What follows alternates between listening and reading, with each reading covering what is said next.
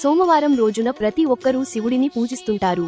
ఉదయం లేచి ఇంటిని శుభ్రం చేసి శివారాధన చేస్తూ పరమశివుడిని భక్తితో పూజిస్తారు. శివ పూజ. ఎవరు అయితే ప్రతి సోమవారం శివుడిని భక్తి శ్రద్ధలతో పూజిస్తారో వారి ఇంట అష్టైశ్వర్యాలకు లోటు ఉండదని చెబుతుంటారు పండితులు.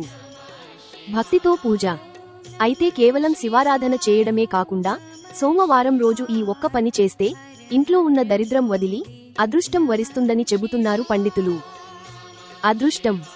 సోమవారం రోజున మీరు కోరుకున్న జీవితం ఉండాలి, దరిద్రం వదిలి ఇంటిలోపల సుఖశాంతులు వెళ్లి విరియాలి అంటే తప్పకుండా శివుడికి కుంకుమ పువ్వు సమర్పించాలంట.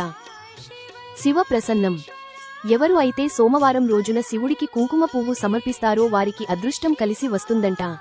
అంతేకాకుండా ఆర్థిక సమస్యలు తీరిపోతాయంట. కుంకుమ పువ్వు.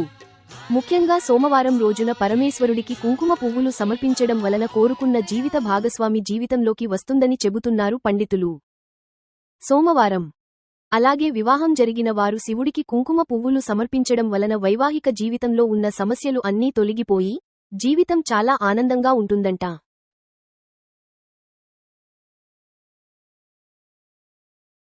వైవాహిక జీవితం. అదే విధంగా సోమవారం రోజున శివలింగానికి గంగాజలంతో అభిషేకం చేయడం వలన